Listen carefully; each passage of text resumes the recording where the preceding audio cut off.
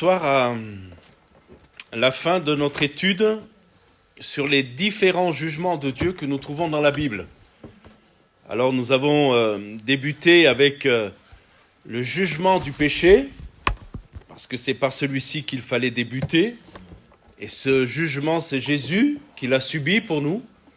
Voilà pourquoi nous ne sommes plus sous la condamnation, dit l'Écriture, parce que Jésus a porté pour nous, notre péché, la condamnation du péché. Ensuite, on a vu plusieurs jugements. Vous vous souvenez, le tribunal de Christ, qui est donc un jugement, non pas un jugement, mais un moment de récompense, et ça concerne les enfants de Dieu, les chrétiens. Et lors de notre dernière étude, il y a 15 jours de cela, nous avons vu ensemble le grand trône blanc. Je pense que vous vous souvenez qu'il s'agit du jugement des perdus, de tous les perdus, des hommes et des femmes sans avocat, sans intercession, livrés à la justice absolue de Dieu. Mais on va ouvrir notre Bible dans le livre de l'Apocalypse et nous allons ce soir parler du jugement de Babylone. Le jugement de Babylone, de la grande Babylone. Et il s'agit en fait du jugement, on va le voir ensemble en détail, du jugement du système du monde. Le système du monde. Alors, on va ouvrir la Bible dans Apocalypse chapitre 17. En fait, ce jugement de Babylone se trouve au chapitre 17 et au chapitre 18 du livre de l'Apocalypse.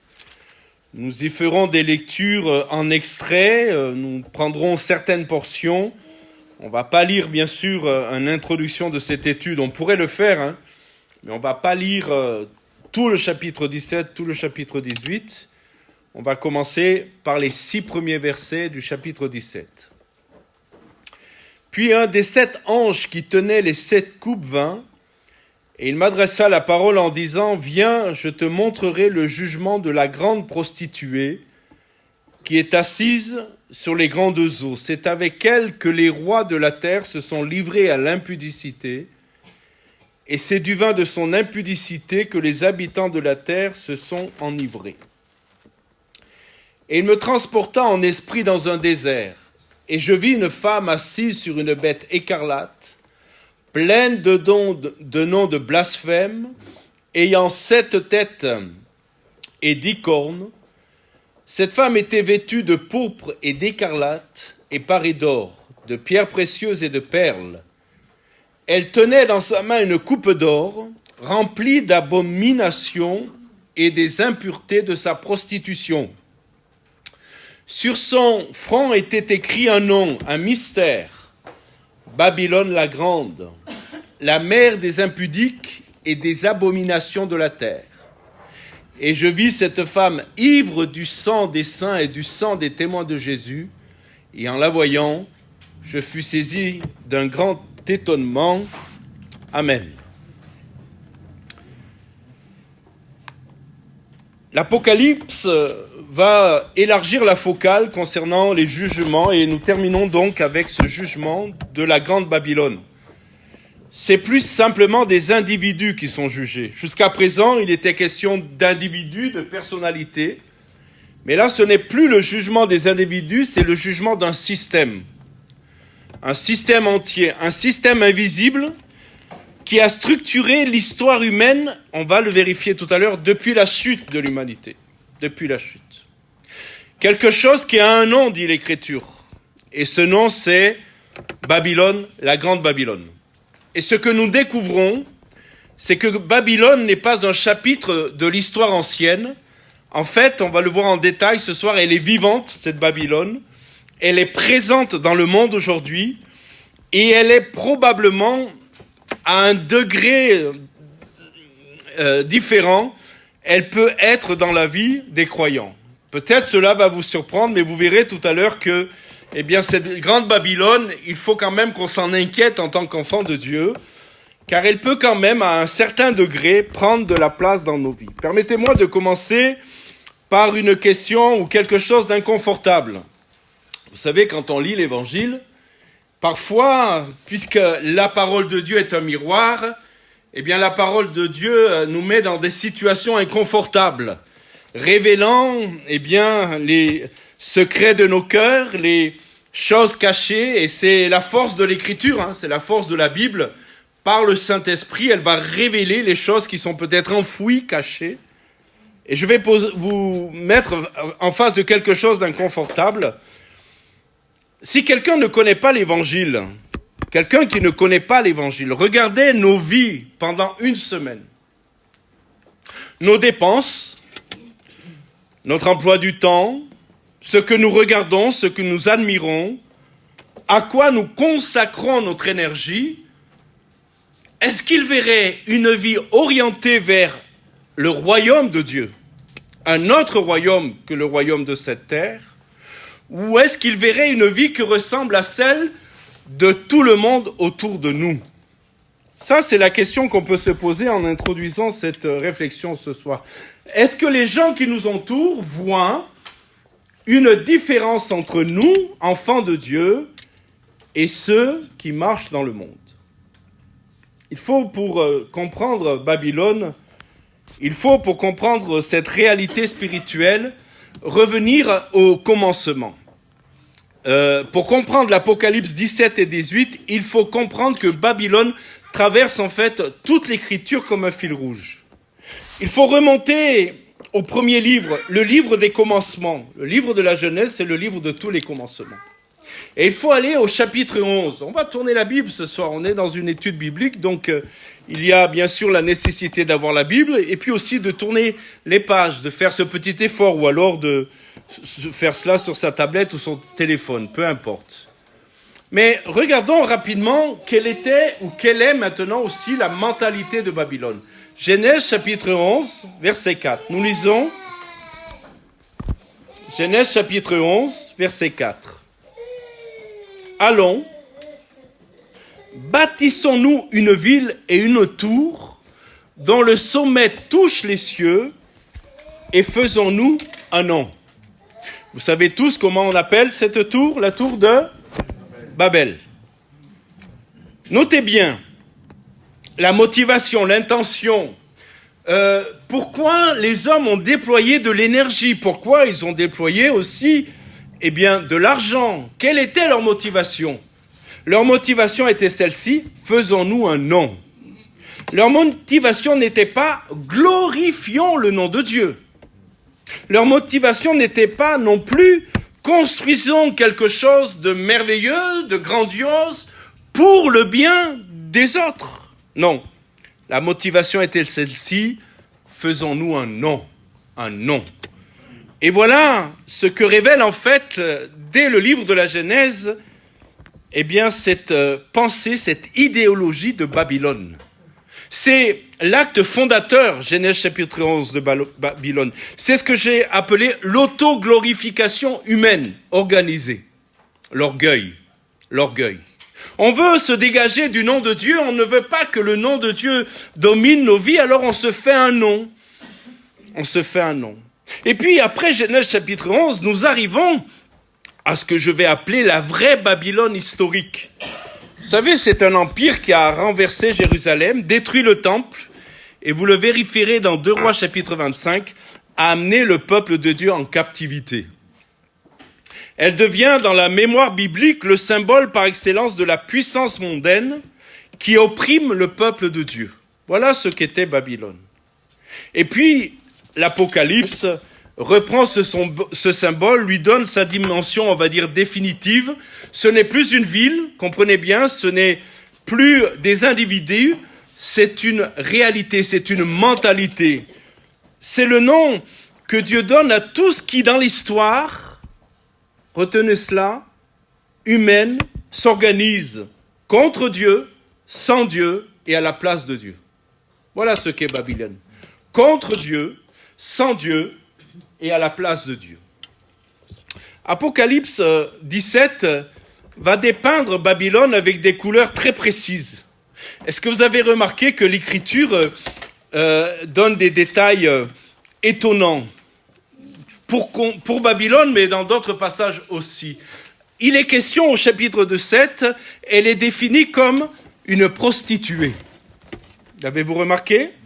Vêtue de pourpre et d'écarlate, couverte d'or et de pierres précieuses, Mais le texte nous dit, tenant une coupe pleine d'abominations et enivré du sang des saints. L'image est choquante. Et Babylone représente ce qui est beau en surface, séduisant. Elle offre du plaisir, elle offre du confort, du prestige. Mais l'Écriture nous dépeint qu'au fond de sa coupe, alors mes frères et sœurs, il faut aller au-delà des apparences.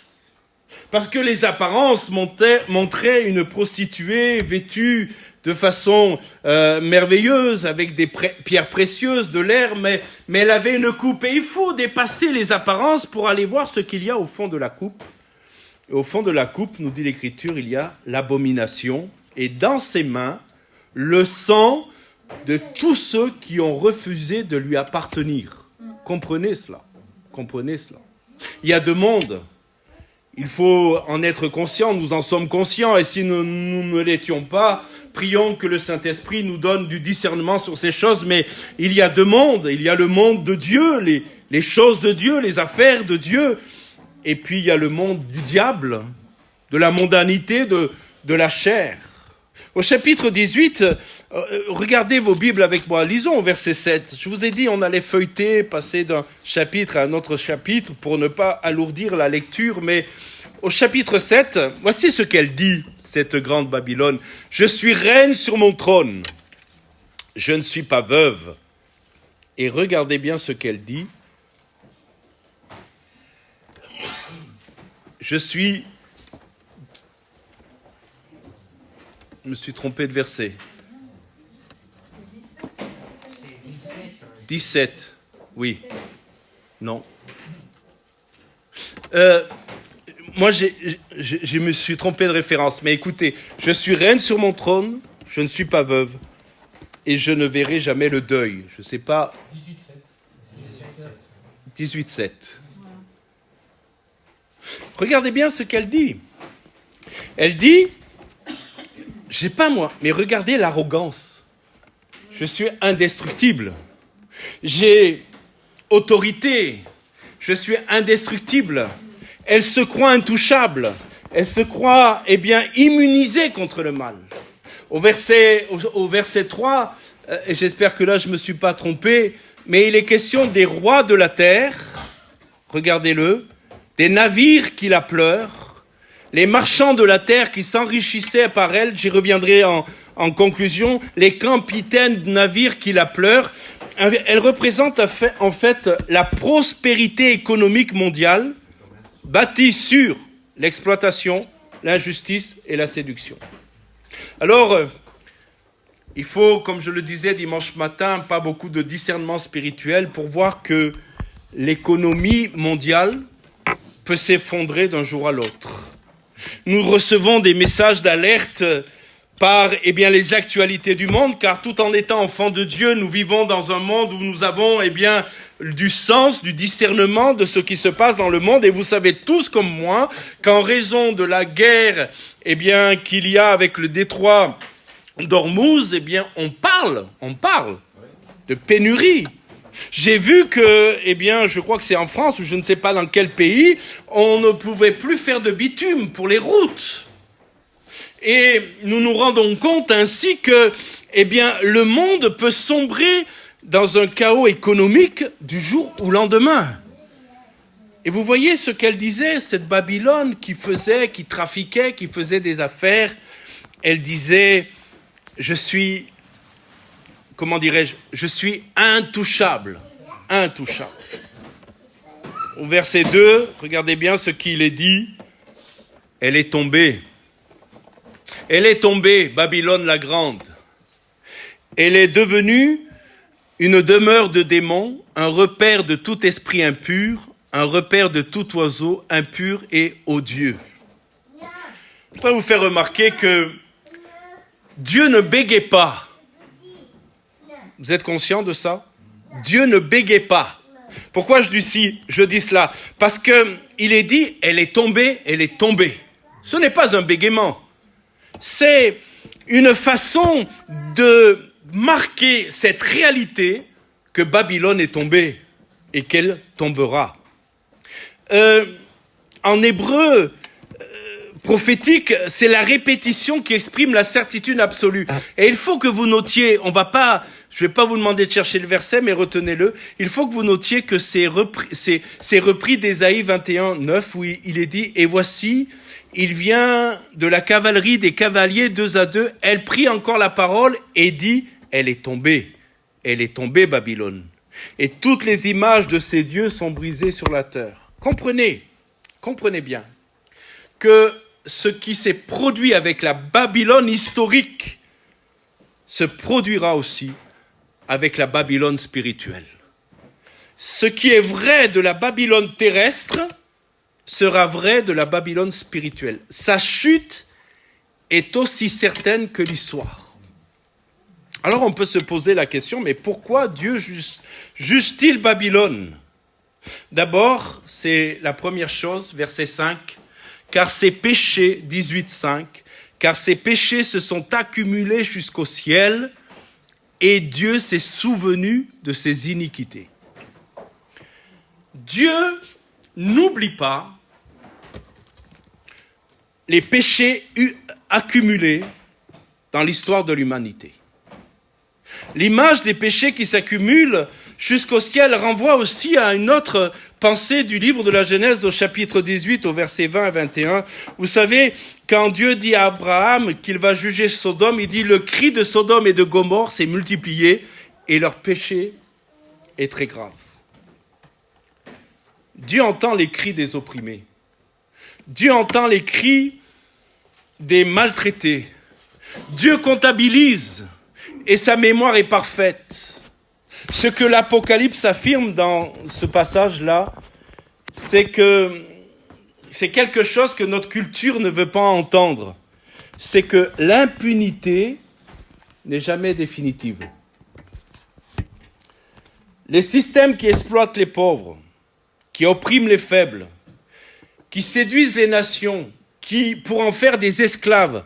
Savez-vous qu'il y a encore de l'esclavage dans le monde ? Je ne parle pas simplement de l'esclavage à des addictions, mais savez-vous que sur cette terre, des hommes et des femmes sont véritablement des esclaves et subissent des choses terribles. Et Dieu dit qu'à un moment donné, toutes les injustices qui n'ont jamais fait l'objet d'un procès, pensez aux puissants qui ont écrasé les faibles, qui sont morts dans leur lit entourés d'honneur. L'Apocalypse, ce passage-là nous apprend que, écoutez-moi bien, je vais le dire ainsi, leur dossier n'est pas classé sans suite. Entendez ? Leur dossier n'est pas classé sans suite. Il va y avoir une audience pour eux. Aujourd'hui, ils prospèrent sur l'autel de la méchanceté, l'autel du mal, du profit, de maltraiter. On va voir un texte tout à l'heure qui va vous interpeller certainement. Mais Dieu dit, à travers de ce jugement de Babylone, que tout ce monde-là qui est en train de malmener l'humanité, les gens, je répète volontiers, leur dossier n'est pas classé sans suite. Il y aura un jugement. Il faudra rendre des comptes. Alors on peut aussi se poser la question, mais que représente cette Babylone dans notre monde ? On ne va pas rester abstrait. Demandons-nous ce qu'est Babylone aujourd'hui. Elle est partout où le pouvoir se glorifie lui-même. Les nations qui bâtissent leur grandeur sans Dieu. Les idéologies qui promettent le paradis sans la croix. Les institutions qui se posent au-dessus de la loi de Dieu, de la loi divine. Mes amis, on a connu ça, on connaît ça dans notre pays.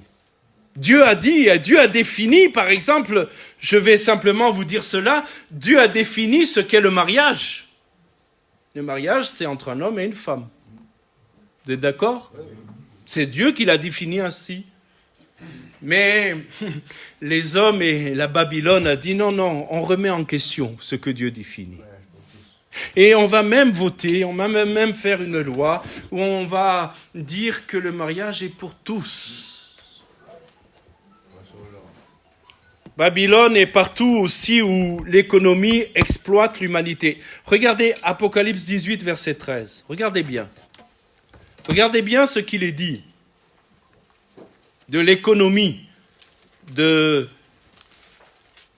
Babylone. On va lire au verset 11. « Et les marchands de la terre pleurent et sont dans le deuil à cause d'elle, parce que personne n'achète plus leurs cargaisons précieuses, de pierres précieuses, cargaisons d'or, d'argent, de pierres précieuses, de perles, de fin lin, de pourpre, de soie, d'écarlate, de toute espèce de bois de senteur et de toute espèce d'objets en bois très précieux, en airain, en fer et en marbre, de cinnamome, d'aromates, de parfums, de myrrhe, d'encens, de vin, d'huile, de fine farine, de blé, de bœufs, de brebis, de chevaux, de chars. Et puis arrive ce qu'on va lire maintenant. De corps et d'âme d'homme. Vous savez de quoi il est question là? Il est question du commerce, du trafic humain. Dans ce beau panel de catalogues de belles choses, de soie, d'écarlate, de parfums, ça conclut, vous avez vu, par une chose terrible. De corps et d'âme d'homme. Vous voyez, l'économie, Babylone a une économie qui exploite l'humanité, qui fait du trafic humain. Et vous savez tous comme moi que ce trafic existe, le trafic humain. Vous le savez. Babylone est partout où la culture normalise ce que Dieu appelle péché. Et mes frères et sœurs, je veux répéter ici et encore qu'il nous faut bien rester d'aplomb sur ce que Dieu définit comme le péché. Le péché n'est pas une simple faiblesse. Le péché n'est pas simplement, je dirais, une faute. Le péché, est la désobéissance à Dieu. Nous vivons dans un monde et Babylone est construite partout autour de nous. Nous vivons dans un monde où l'immoralité sexuelle est célébrée, oui ou non? Quand même, dans certaines rues de notre pays, il y a un certain jour où on défile en l'honneur de l'homosexualité. On appelle ça la gay pride, la fierté. L'immoralité sexuelle est célébrée, la violence est partout. Et même dans notre sympathique ville d'Aurillac, on me dit que sortir le soir après 20h peut être dangereux. Peut être dangereux, surtout si vous êtes une femme ou une jeune femme. L'orgueil est transformé en vertu et la convoitise rebaptisée ambition légitime. Non, ce n'est pas de l'ambition, c'est de la convoitise. Et puis, et c'est là où je veux quand même attirer votre attention, il y a une forme de christianisme qui ressemble à Babylone.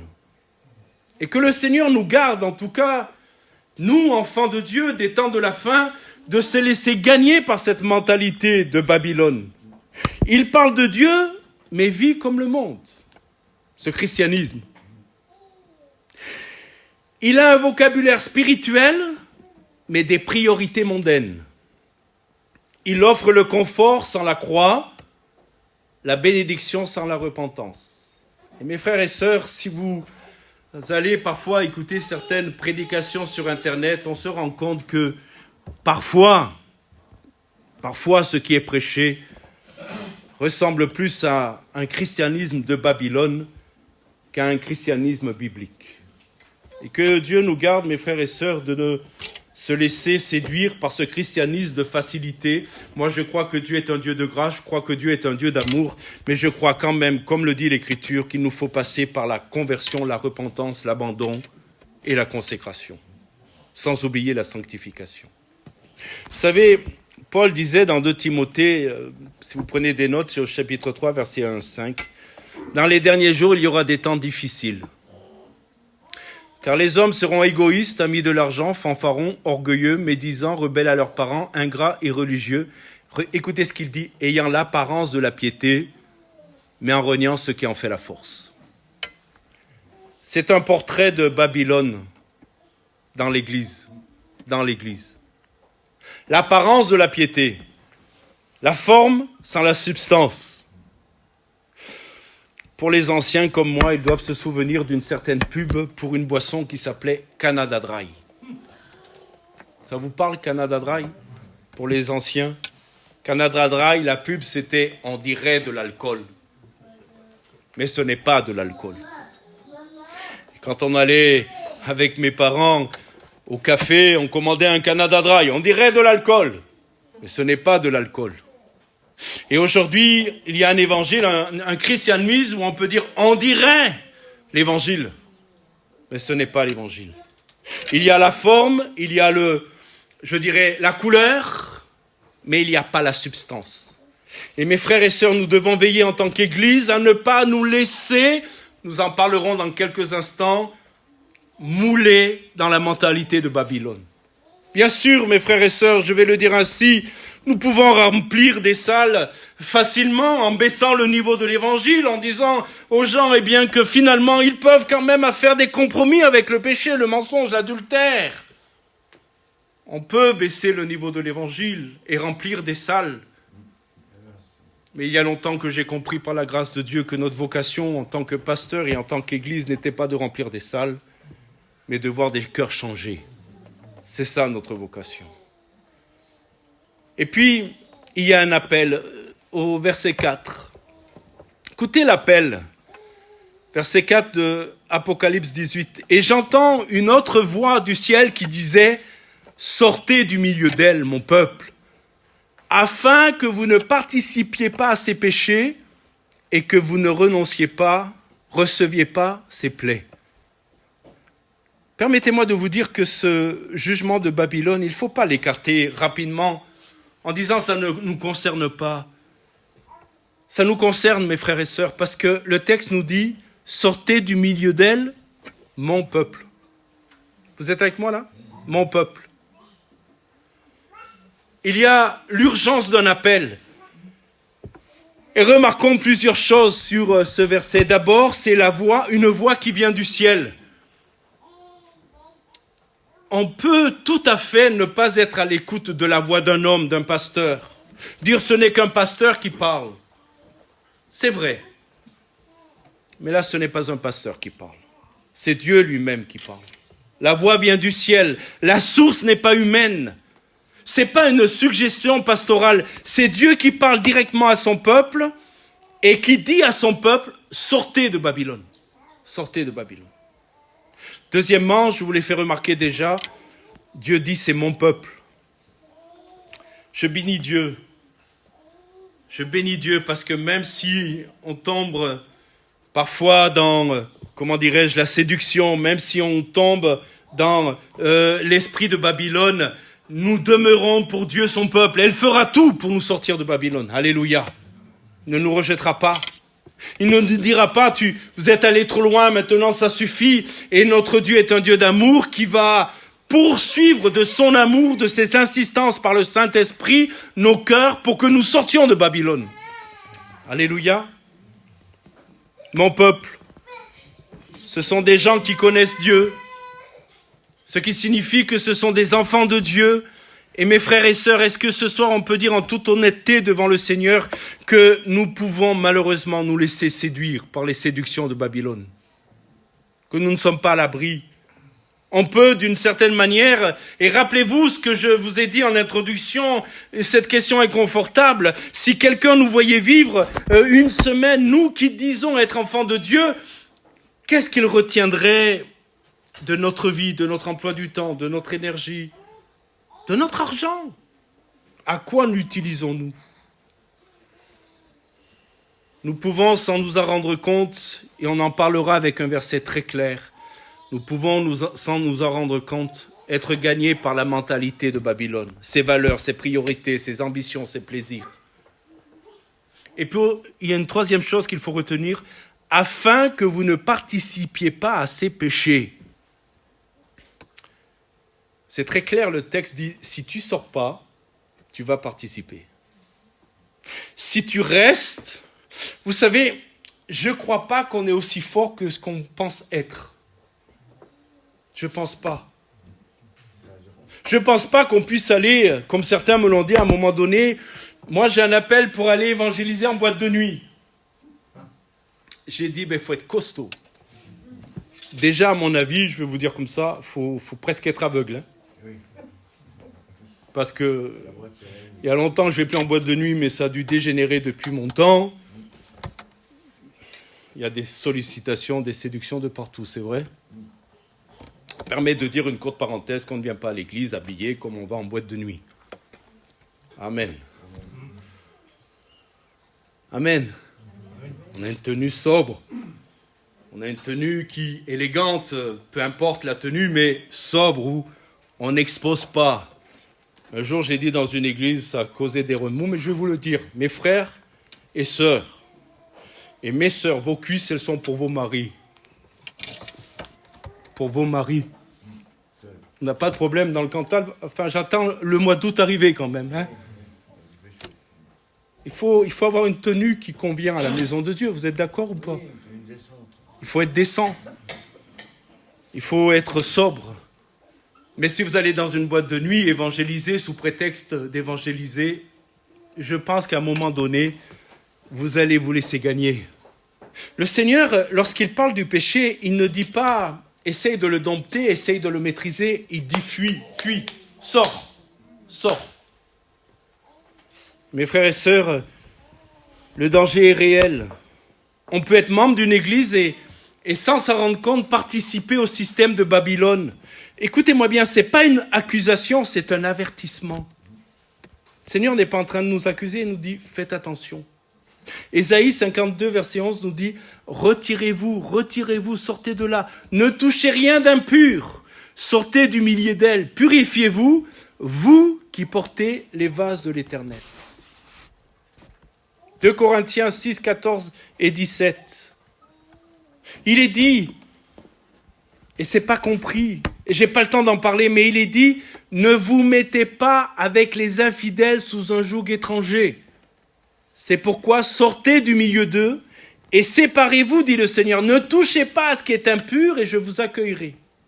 Et puis le verset 2 du chapitre 12 des Romains, c'est ça qui va nous intéresser. Romains 12, 2 nous dit, ne vous conformez pas au siècle présent, c'est-à-dire à la mentalité de Babylone, mais soyez transformés par le renouvellement de l'intelligence. Le mot grec, la conformer, c'est un mot qui parle d'un moule. Et si on devait traduire le plus justement possible, Paul dit aux Romains, ne vous laissez pas mouler dans le moule du monde. Vous comprenez?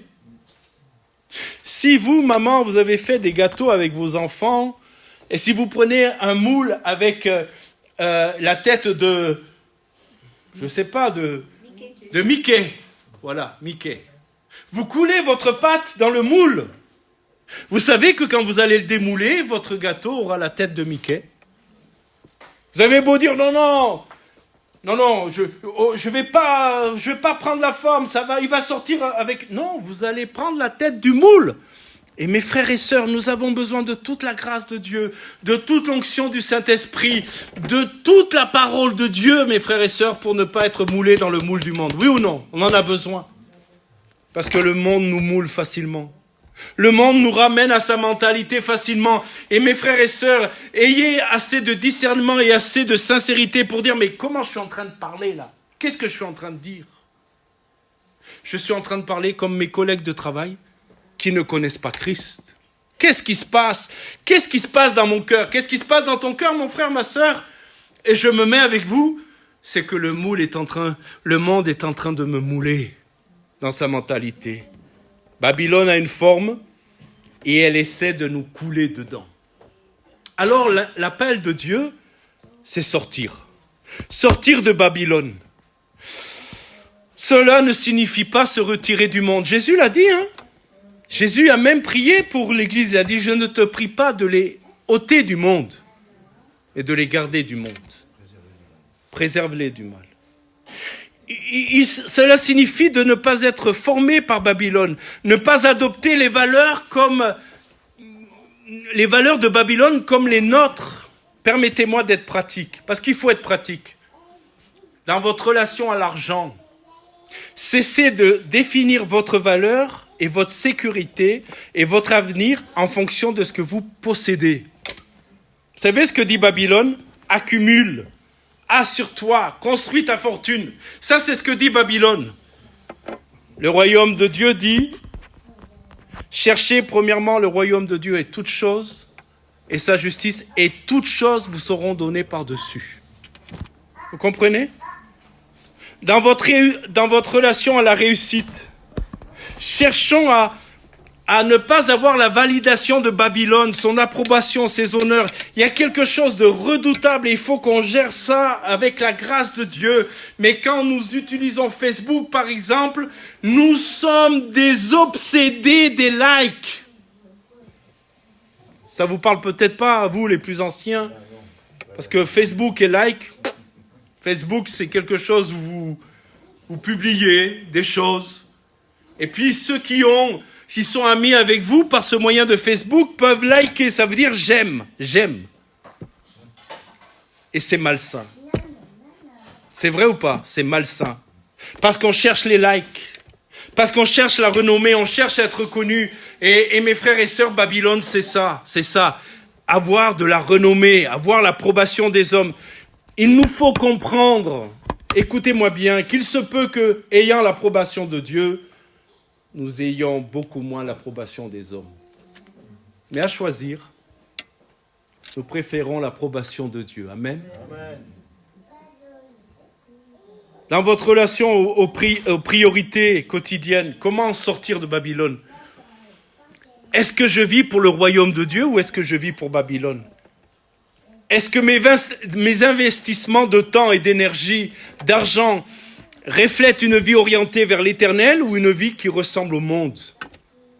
Philippiens, prenez vos Bibles, on va lire ces versets, ils sont importants. Philippiens chapitre 3. Regardez bien, on est dans le Nouveau Testament, mes frères et sœurs. Apocalypse chapitre 3, versets 18 à 20. Philippiens 3, verset 18. Verset 17.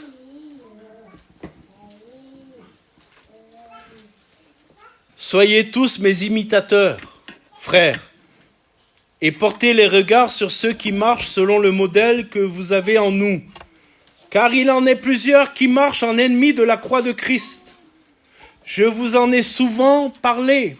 Et j'en parle maintenant encore en pleurant. Leur fin sera la perdition. Ils ont pour Dieu leur ventre. Ils mettent leur gloire dans ce qui fait leur honte. Ils ne pensent qu'aux choses de la terre. Mais notre cité à nous est dans les cieux. D'où nous attendons aussi comme sauveur le Seigneur Jésus-Christ, qui transformera le corps de notre humiliation en le rendant semblable au corps de sa gloire, par le pouvoir qu'il a de s'assujettir toutes choses. Paul oppose deux genres de vie. Ceux qui ont Dieu, Dieu leur ventre. C'est comme ça que c'est dit. Ils ont pour Dieu leur ventre. Alors que tous ceux qui, comme moi, ont un petit peu d'embonpoint au niveau de la taille, ne commencent pas à se culpabiliser. C'est pas la question. La question c'est moi. Mon confort. Oui, moi. Et Paul dit qu'il y a deux oppositions, deux genres de vie. Ceux qui ont Dieu pour ventre, les désirs, le confort, les plaisirs, et ceux dont la citoyenneté est céleste. C'est plus je regarde à moi, c'est je regarde à lui. Lui. Amen. C'est ça la différence. Verset 18, Apocalypse 18, on va lire les versets 9 et 11 et on va aller vers la conclusion. Regardez bien celle qui disait, je suis invulnérable, indestructible, intouchable. Apocalypse 18, versets 9 et 11. Les rois de la terre qui ont commis avec elle la fornication. Les mots sont durs, hein. Les mots sont durs. Parce que mes amis, il y a des moments où il faut dire les choses, quoi. Il faut dire les choses. Verset 9. Et tous les rois de la terre qui se sont livrés avec elle à l'impudicité et au luxe pleureront et se lamenteront à cause d'elle quand ils verront la fumée de son embrasement. Se tenant dans la crainte de son tourment, ils diront « Malheur, malheur !» Regardez bien, « Malheur, malheur !» La grande ville Babylone, la ville puissante, en une seule heure est venu ton jugement.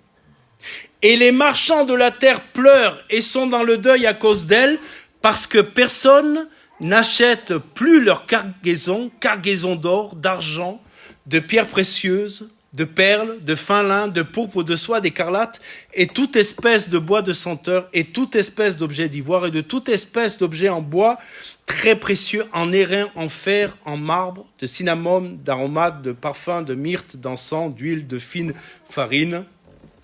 Et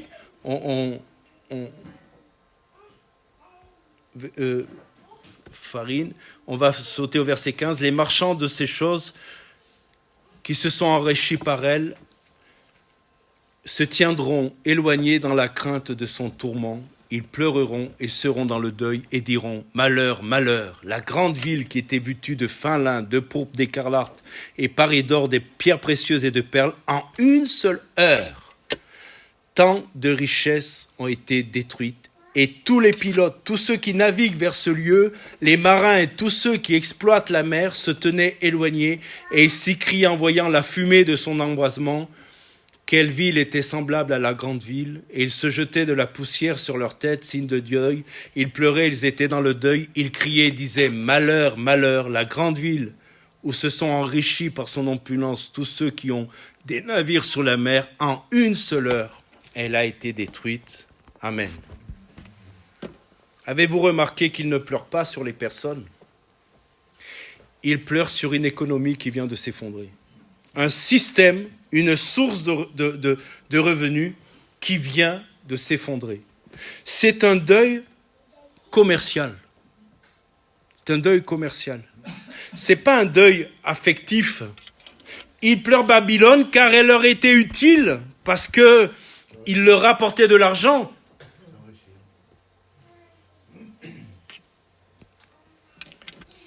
Mes frères et sœurs, je ne veux pas noircir le tableau, mais je l'ai dit d'une certaine manière, je crois, dimanche.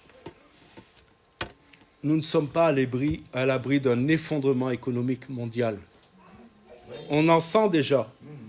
On sent déjà. On sent que le monde est au bout arrive vers la rupture.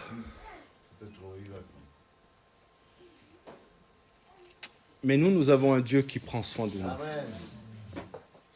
Et on va apprendre, si on ne l'a pas appris, comment Dieu est capable de nous faire grâce à nous, ses enfants. Je pourrais vous conseiller d'investir, mais je ne vais pas vous le conseiller parce que pour moi, ce n'est pas la solution. Parce que votre investissement, il peut disparaître en 1 heure. Écoutez-moi bien, prenez-le comme vous voulez, faites-en ce que vous voulez, mais investissez pour Dieu, votre cœur pour Dieu. Parce que je crois que celui qui a nourri la veuve en multipliant l'huile, celui qui a nourri son peuple dans le désert pendant 40 ans, celui qui a permis que leurs chaussures ne s'usent pas, vous imaginez ça? C'est celui qui peut prendre soin miraculeusement de nos besoins. Et écoutez-moi bien, mes frères et sœurs, il vient un moment où on fera la différence entre ceux qui servent Dieu et ceux qui ne le servent pas. Regardez, je termine avec ça. Il y a le malheur pour ceux qui ont servi Babylone, mais pour nous, car je crois que nous servons le Seigneur, verset 20, il est dit, « Ciel, réjouis-toi à cause d'elle, et vous les saints, savez-vous que vous êtes des saints? Vous êtes des saints, oui ou non? Il ne faut pas attendre que Monsieur le Pape nous canonise pour qu'on devienne saints. Nous le sommes, nous sommes des saints. Et vous, saints, apôtres et prophètes, réjouissez-vous, car Dieu vous a fait justice en la condamnant. Même scène, même événement. Pour les uns, c'est le drame absolu. Pour les mondains, ils pleurent. Le ciel se réjouit. Tout dépend de quel côté vous étiez. Si votre cœur est à Babylone, sa chute va être un deuil terrible pour vous. Mais si votre cœur est dans le royaume de Dieu, la justice de Dieu sera votre joie. Amen. Ce n'est pas une question de personnalité, de tempérament. Hein. C'est pas ça, c'est une question d'appartenance. Vous savez que Jésus a dit quelque chose de très fort. Je ne vais pas rentrer dans les détails, mais il a dit, Matthieu 6, 21, où est votre cœur? Où est votre trésor, pardon? Là est votre cœur. Et il faut penser à tous ces gens qui investissent là, qui ont leur... Vous savez, c'est comme... Vous connaissez Picsou? Les jeunes, ils ne connaissent pas Picsou. Picsou, il comptait son argent. Toujours, tout le temps. C'est comme l'avare, hein.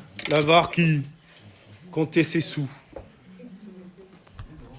Mes amis, mes frères et sœurs, écoutez-moi bien. Il faut des sous pour vivre. Mais notre cœur ne doit pas être dans l'argent. L'argent peut vite devenir une idole. Vous savez ça? Vite devenir une idole. Jésus a parlé de l'argent plus que de tout autre sujet. Vous seriez surpris de voir ça. Jésus a parlé de l'argent parce qu'il savait très bien que l'argent peut devenir une idole. Je crois que l'argent est un bon serviteur, mais un mauvais maître. Et je sais que tous ceux qui ont voulu servir Mammon, l'argent, Mammon les a détruits. Alors il nous faut de l'argent pour vivre, mais notre cœur n'est pas dans l'argent. Et ce n'est pas une question de zéro sur le compte en banque. Car il y a des gens très riches. Vous allez me dire c'est plus facile pour eux.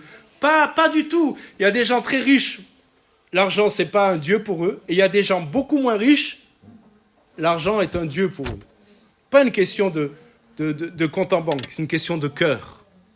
Alors que Dieu fasse que nous puissions avoir un cœur tout entier pour le Seigneur. Amen. Amen. Notre sécurité, vous savez, elle est en Christ. Oui. Et dans la crise qui vient, notre sécurité, ce n'est pas dans notre compte en banque. Parce que ça peut disparaître du jour au lendemain. Et la grande Babylone, je vais conclure avec ça, la grande Babylone qui se croyait intouchable, en 1 heure, elle a disparu. Je ne sais pas ce que nous réserve l'avenir.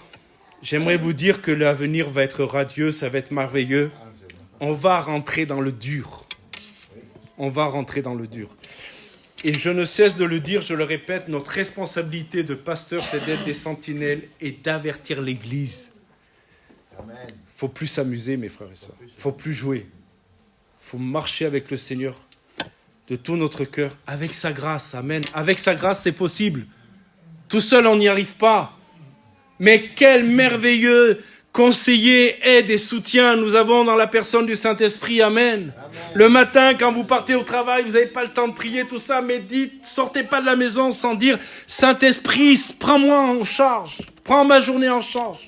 Donne-moi la main dans cette journée. Face aux tentations, face aux difficultés que je peux rencontrer. Saint-Esprit, accompagne-moi dans cette journée. Alléluia. » Et vous allez la traverser avec la grâce de Dieu cette journée. Et la tempête qui vient dans le monde, mes frères et sœurs, écoutez-moi, on va la traverser avec la grâce de Dieu. On n'est pas condamné, on disait cela dans une visite il n'y a pas longtemps, on n'est pas condamné à mourir dans le désert. On est appelé à traverser le désert. Alléluia. Que Dieu nous aide.